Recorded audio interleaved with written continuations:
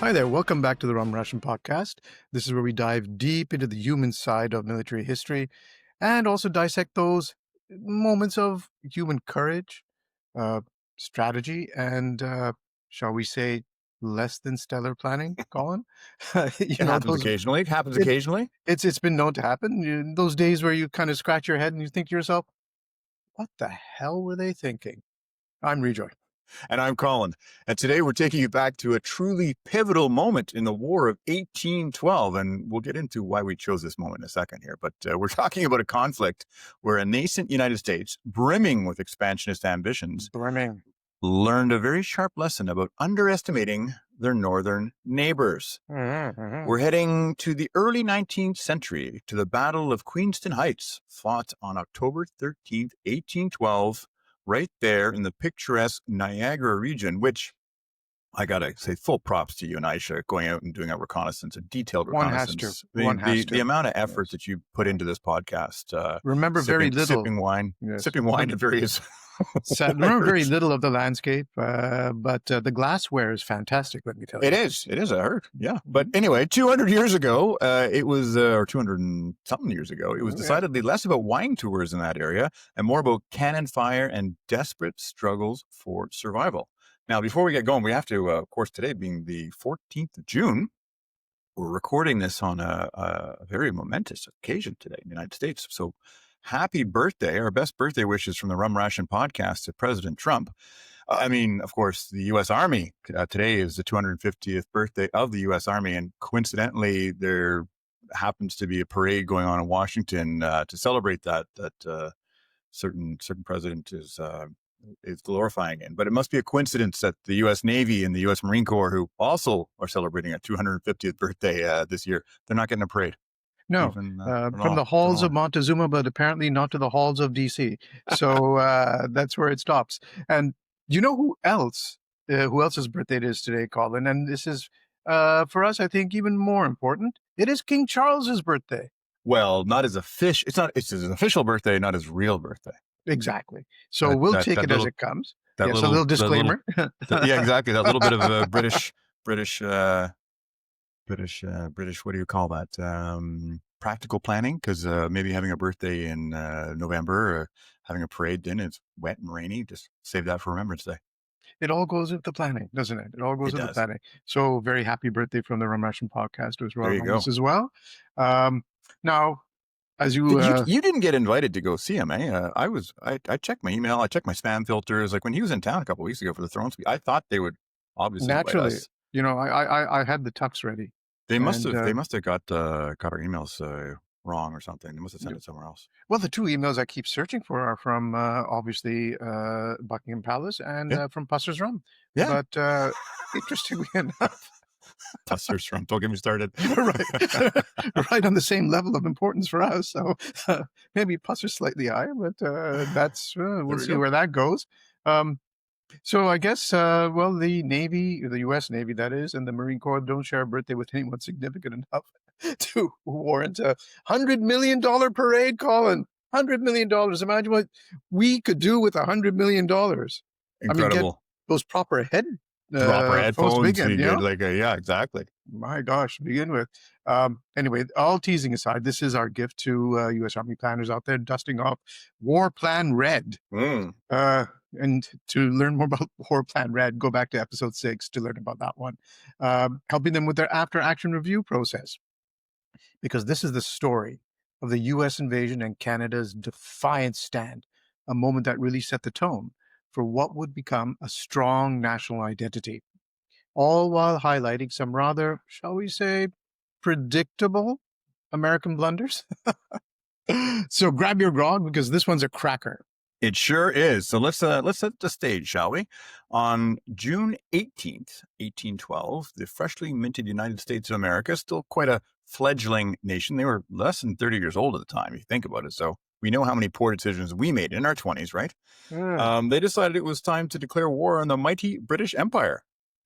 And their grand strategy, kind of like War Plan Red, was a truly ambitious 4-pronged invasion of Canada.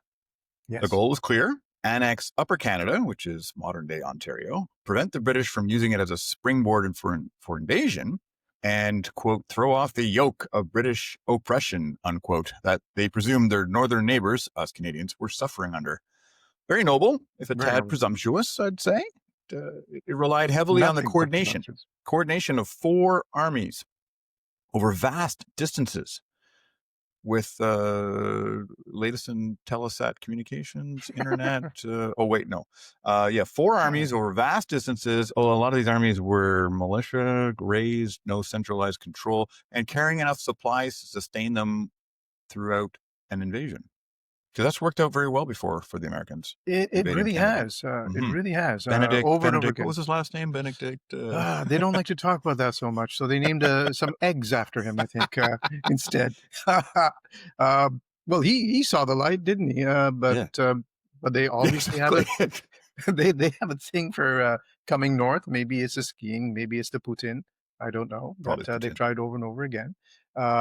And as for British North America, this was as one source puts it, though, it was a near-run thing with the fate of the provinces on the edge of the abyss. They use words like that, like abyss in those days.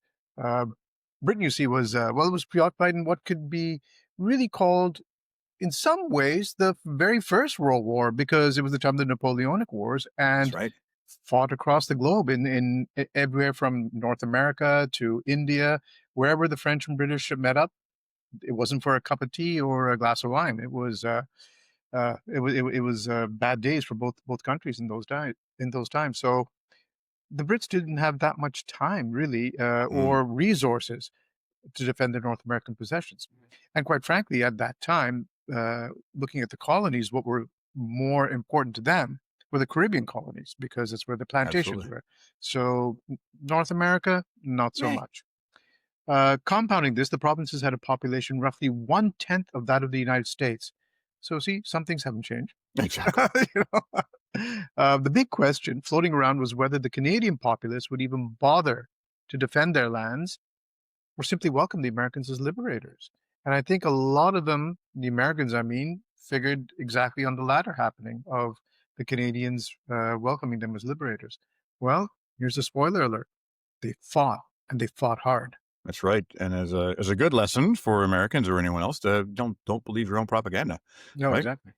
So the American invasion strategy was designed to hit Detroit, the Niagara frontier, up the Richelieu River towards Montreal, because that's worked out so well before in the past, and across the St. Lawrence to distract the British. However, right out of the gate, their coordination, and I used that word before, and we'll use it again a couple of times, coordination proved to be a little bit absent. Brigadier General William Hull's forces, for example, were already under siege in Detroit and had to abandon Fort Detroit after a successful joint British and First Nations attack. Oops. In fact, the very first prong in the American strategy, the capture of the Detroit frontier, ended in utter American defeat. Other American army groups simply didn't bother to act at all. I know there's a big debate right now about who has supreme authority over the National Guard and who can activate them and who can't, and that kind of plays into it back then too. It was a bit of an issue. Some units like, you're not the boss of me. Or like General Van Rensselaer, I think. Rensselaer, that's a cooler name. Rensselaer. Doesn't live up to the name, though, sadly. But General Van Rensselaer had difficulties getting his men to move. So much for a swift, decisive victory. Well, in many ways, it's not surprising, Colin, though. Remember who we're dealing with here. They didn't want to pay their taxes. That's true. For defense. So it's exactly like you said. You're not the boss of me. Live free or die. In this case, die. So there we are. And the United States military was too young and still relied heavily on state militias to work with the national military, which rather predictably led to an uneven distribution of supplies, i.e. none, and a distinct lack of equal equipment. Again, none. Do you have your pitchfork? That'll do. That's good. That's good enough, and your hunting rifle to shoot squirrels with. So this left the Niagara frontier as the most hotly contested battlefront of the entire war. And actually, jokes aside, you've been to Niagara many times, as have I, and just seeing the landscape now. Of course, it's more cultivated, but you can imagine how rough and ready that frontier was back in the day. Lot very highly forested with those deep, fast running rivers and things. It was a challenge to get across there. British Major General Isaac Brock, a key figure in defending Upper Canada, and many Canadians will be familiar with that name, was well aware of the American buildup in the region. Now, unlike Governor General Prevost, who favored a purely defensive approach due to the large American numbers, Brock believed in immediate action. He'd already seen success with this approach, ordering the small garrison at Fort St. Joseph to attack American Fort Michilimackinac, which surrendered without a shot fired on July 17th, 1812, because the American commander hadn't even heard war had broken out yet. Oops. Intel is everything. Gotta read those newspapers. A true visionary, Brock had even sent an officer to arrange a prisoner exchange in advance at the American camp, and shrewdly deduced that a full-scale invasion was planned for October 13th, based on observing numerous boats on the American shore. So much for the deception plan.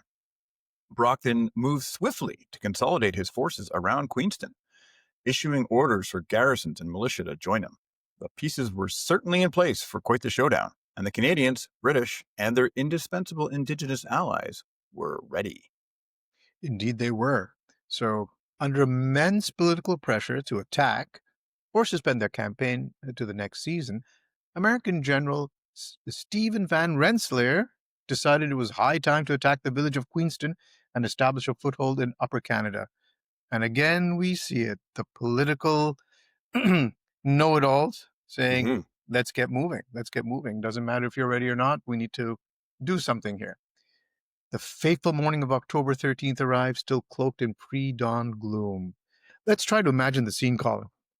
It's just before dawn. The air is cold and mist clings to the Niagara River. On the American side, near Lewiston, 600 troops are quietly loading into boats. They're aiming to cross the river, scale the escarpment, and take control of the British artillery position at Queenston Heights. That's right. The first wave of 300 regulars and 300 militia, with 600 combined, began their crossing of the Niagara River. Wasn't far to go, less than 250 meters, but they only had about half the boats they planned for. Remember that coordination word I brought up? Yeah. So they couldn't bring them all across at once, so they had to ferry the troops over in waves. Whoops. And in a move that perhaps foreshadowed the rest of the day, the U.S. troops were immediately spotted. This meant that they came under heavy fire from British infantry and cannon atop the heights. One British officer later recalled, quote, "The Americans came like shadows, their shapes barely visible in the river mist, but the crack of their muskets gave them away. We opened fire and the air was torn with noise," end quote. So even at this early stage, some American individuals began to panic and return to the American shore. Not exactly the start you want for a daring invasion, is it? More like a swift retreat before the battle had ever really, truly began. Exactly that. And there you go, talking about planning, You didn't bring the boats? Who brought the boats? Did you bring the boats? I thought you brought the boats. I don't know. I'm pretty sure you said at the coordination you were going to bring the boats. Hold on. Was there a river here? Oh. What's that rushing noise? Meanwhile, 13 kilometers away at Fort George, Major General Isaac Brock was jolted awake by the unmistakable sound of American artillery across Niagara River. Without hesitation, he gathered his men and raced to find out what was happening at Queenston. Initially, he feared it might just be a feint to draw his attention away from Fort George. But the ferocity of the battle soon convinced him that this was no mere distraction. It was the actual invasion. And of course, General Brock, being a bit more clued in as to what was going on, knew what action he had to take. Yeah, he'd already anticipated this, right? That's right. Hence the reason he'd done that prisoner exchange to try and bolster up his forces. So while the Americans and British fought below, the cannon at the Redan Battery on the heights continued to fire on the American ships that were crossing the river. Oops. In a moment of brief American success, a small group of American soldiers managed to climb the steep hill, surprising the British artillerymen above the heights, who then spiked their cannons and fled. The Americans, for a brief moment, had captured the strategically important Redan Battery. So Brock, who arrived at Queenston, quickly assessed the situation, knew that without control of the heights, the battle was lost. Indeed. And As we see it through American military history, they learn from their mistakes, and scaling cliffs is something they learned to do very well, and they repeated it on Omaha Beach in 1944, where the Rangers scaled the cliffs, that time with full success. Here was their first attempt at doing something, and again, the cliffs are involved. So some planning, some training goes way back, as you can see. But this is where the story takes a tragic yet undeniably heroic turn for the British and Canadians. Rather than wait for reinforcements, Major General Isaac Brock, ever the inspiring leader, decided to charge directly up the hill with the men he had. He personally took command of his old regiment, the 49th Regiment of Foot, and the 2nd Regiment of York Militia. One eyewitness wrote, "He stood out like a beacon. He rallied the militia like a man trying to light a fire in a storm." A 15-year-old volunteer, George Jarvis, who was possibly the first person to reach the general after he was hit, noted that Brock was, quote, "a very tall and heavy man," unquote, was singled out by an American rifleman and shot in the chest, dying within a few feet of Jarvis. Jarvis reported that Brock, quote, "made no reply and slowly sunk down," quote, after being shot. So that dispels a common myth that has gone down through history where apparently he was thought to have yelled out some final words about, I think, subscribe to carry the Rum on. Ration podcast, I think it was. Yes. Like and subscribe. Yes. Sorry, I shouldn't be making fun of. Well, I'm still reeling from the sensitivity of the very tall and heavy man. I'm like, hey, wait a minute. It's always those tall and heavy men who get singled out. Exactly. I'm getting heavier as I get older too. I don't like it. I managed to still scurry away, in and out.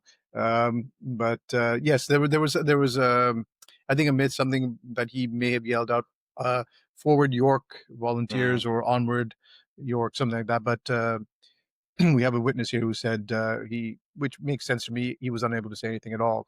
Instead, it was his men who immediately responded with a cry of "Revenge the General." Arr. I'm sure there's some R going on there. I'm sure there was some R. Probably had some rum too. Right. So there's an illustration of Brock's fateful mortal wounding as part of this episode's cover art. So check that out if you're interested. You can go on rumration.ca or even on whatever your podcast. If you're listening to this right now, you should be able to see the cover art there. So very evocative. Very, very evocative. Yes.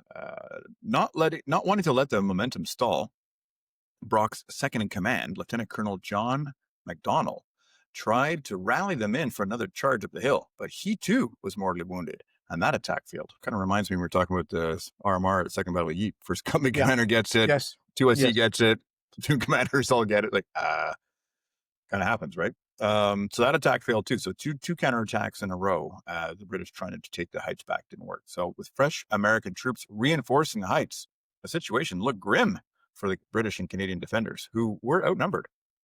It seemed like this invasion was on the verge of succeeding. With only one American foothold established at Queenston, and that was on the heights themselves. Wow, that's pretty exciting stuff. So let's take a fantasy commercial break, and then we'll get back to the story. Everyone's favorite segment. So this episode, well, ours definitely, for sure. This episode of Rum Ration is not brought to you by Pusser's Rum, but if it had been, even the American militia might have found the courage to cross the river. Instead, they watched from the shore while Brock charged uphill in full dress uniform, fueled by sheer grit and, presumably, a damn fine tot. Well, he was heavy set, wasn't he? That's probably why. Pusser's Rum, the choice of legends, if they were our sponsors. Not American militias, but soggy excuses. Oh, well done on this one. So, now back to this riveting story. But hold your horses, folks, because this is where the tide unequivocally turns, thanks to a combination of determined defense and, frankly, some spectacular American self-sabotage. Again, precursor of what comes later in life. So there we are. Just as things looked at their bleakest, Major General Roger Hale Sheaffe arrived with 800 British regulars. Crucially, they were not alone, as Sheaffe, rallying the survivors of the earlier fighting, pressed against the American lines. And here's where Canada's diverse defenders truly shone. Loyal militia from York and Niagara, men of many different ethnic backgrounds, including a crucial squad of Upper Canadians of African descent, Runchey's Corps, also known as the Colored Corps, who were indeed freed slaves. These proud Canadians, fighting shoulder to shoulder, were defending Upper Canada from invasion. Yeah, and in a testament to the vital alliances that would define Canadian success in this war, fierce Six Nations allies under war chiefs John Norton and John Brant joined the small force of British regulars. These Indigenous warriors, in particular, were crucial. They were described as annoying the American forces, keeping them disorganized with their fire. Now, in military parlance, annoying doesn't sound as insignificant as it. No, as it means guys is. are dying. You guys are It means being guys are picked dying. off. There's snipers, or you can't organize. You can't go out in the woods. You can't do anything because you're being harassed. So it's not Exactly. necessarily going to crush you, but it's annoying. Yeah, if in some ways you can think about the British retreat from Kabul in I think it was 1842, where the Afghan tribesmen annoyed the column as they pulled out, and very few of them made it back to the Indian border.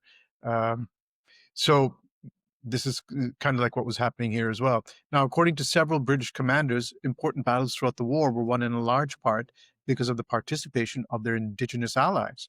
The common goal was clear: to resist American expansion. And while all this heroic rallying and multi-ethnic defense was happening on the heights, what were the American reinforcements doing? Well, and I hate to report this part of the story on the U.S. Army's 250th birthday. It doesn't feel right. No, this doesn't, but we'll do it anyway. But this is a part of the story where American military incompetence truly takes center stage. General Van Rensselaer. It's the coolest name out there, Rensselaer. If we're getting it wrong, and somebody out there knows the proper pronunciation, please do feel free to correct us on this. Let me start again here. General Van Rensselaer ordered more militiamen to cross the Niagara River. But guess what? They refused to embark. But I said go. But did you bring the life jackets? I'm good. Okay. No life jackets? No, I can't get on. No, my policy says. Imagine that. Reinforcements refusing to fight while their comrades were stranded on the heights. Some claimed their loyalties were to the state, not the federal army. We've heard that before. A classic issue with the too young American military. Others cited a lack of supplies. Who needs a boat to swim? And many just saw the attack as futile because the British were still destroying boats coming to and from Queenston. So they did have some boats. They were destroyed. What are you complaining about? Just hold on to that piece of shattered flotsam. Swim across. The majority of the American army, it seems, never crossed the river. I can almost see them standing there. Which boat do you mean? You mean the one that's on fire over there? The one with the hole in it. No, I'm just going to go home. Anybody got a pair of boots? They didn't even give me boots. So. Can't really blame the American, the militia over there going, fuck that. In light of that, maybe Rensselaer was the general's name because he was responsible for the deaths of so many of his own men. Who knows? Possibly. Rensselaer. It's almost comical, isn't it? Just the sheer confusion and lack of planning. Comical except for the fact people are dying. Precisely. That's exactly it. Sheaffe, meanwhile, led his combined force on a circuitous route up the escarpment, positioning them beyond the range of the American cannons on Lewiston Heights. He then ordered a classic British assault, a volley of musket fire at close range, followed by a bayonet charge. And the French could attest to the effectiveness of that tactic. Attack, toujours attack. Exactly. The Americans, not surprisingly, panicked. Remember, some of these guys panicked before they even got across the river. Well, that was a pre-panic. That was a pre-panic. Right. That's good. That's right. Exactly. That was a pre-panic, and this was the real thing. A classic British assault from seasoned troops. My God. And while rushing down the escarpment, many of them fell to their deaths on the rocks at the base of the precipice, because, well, you're panicking, you're throwing your rifle away if you had one, and that escarpment, treacherous. So there you go. Others tried to swim back to safety in Lewiston and drowned in the attempt. No boats. So now all of a sudden they can get in the river, You keep bringing up boats like it's important for doing a river crossing. So one American militiaman wrote home, "I saw the redcoats swarming the hill. I saw our flag go down, but the boats didn't come. We were left to stand or die." Again, with the boats. Another thing springs to mind. Now, the American national anthem, they talk about the flag, right? No boats. Waving, no boats, but a No lot boats. about the flag being up there. And here also, but this chap saw their flag go down. So, interesting to think about that. Now, with their backs to the river and fearing a massacre, the American forces under Colonel Winfield Scott, a very famous name in American military history, had no choice but to surrender. The British took almost 1,000 American prisoners, and the invasion of Canada was, for the moment, stopped cold. Right. Stop cold. That's very good, isn't it? The War of 1812 did go on for another couple of years, and gives us plenty of opportunities to talk about other things. It does indeed. Yeah. It does indeed. So we'll take a quick break here. It's time once again for We Wish We Had a Sponsor, the segment where we throw subtlety off a cliff and openly beg Pusser's Rum to make our dreams come true. And we're not looking for money, really. Like a couple bottles of rum, maybe a hat. Yeah, hat's always nice when you don't have hair, So, yeah, exactly. Because if there ever was a moment for a ration of rum, it was charging up Queenston Heights in full dress uniform under musket fire, yelling, "Push on," like a legend. Brock had courage, grit, and a ridiculous hat. The only thing missing was a hip flask of Navy strength Pussers to steady the nerves and toast to victory. Or, mourn the disaster. Yeah, indeed. So come on, Pussers. We're two loyal podcasters with a love of military history and a high tolerance for naval-grade rum. Let's make it official. Pusser's Rum, for when you've crossed the Niagara River, forgotten your reinforcements, and really need something stronger than tea. Okay. We'll try to get back to this and be a little more serious. The defeat at Queenston Heights had significant repercussions. While the death of Brock came as a terrible blow to Upper Canada, who had lost its best general, the battle cemented his legacy. Though his charge was rash, perhaps foolish, Brock had always sought to inspire his men by his own actions, leading from the front. He is remembered as the, quote, savior of Upper Canada, end quote, and one of Canada's most celebrated heroes. In fact, a magnificent monument with a 185-foot column, visible for miles around, was constructed atop Queenston Heights to honor his memory. Were you and Aisha toasting under there on the weekend? I'm sure we were. You had a good weekend, eh? Many places where we're toasted and remembered. So, just the memory of the memory is not recalled. Now, correct? You would know something more about this than I, Colin. The Brockville Rifles. They named in Brock's. Well, Brockville was named after the Brockville itself, but the rifles are tied to them. Well, the Brockville Rifles are named after the town. So there we are. So, yes. And an old friend of ours, a friend of the podcast as well, Rick Carber. Yeah, was and the Alan Lieutenant Bird Colonel. And Toby Glickman actually served there for a little bit too. So we know a lot of good connections with the Brockville Rifles there. And if he's listening, Roger Hum. You don't know Roger, but he is the soul of that regiment. He kept them together for many, many, many years during tough times, and he's very interested in history. So hopefully he's listening to this. I hope so. And shout out to him, of course, and to the Brockville Rifles. And let's not forget the crucial alliances that were strengthened by this victory. The battle vividly demonstrated to the British High Command that the settlers of Upper Canada would fight fiercely to defend their land. Not dodge taxes, not go home, but fight to defend their land. The crucial alliance with the Six Nations and other First Nations warriors was fortified. This was a victory in which Upper Canadians could take immense pride. And on the American side, the defeat severely undermined morale throughout the United States.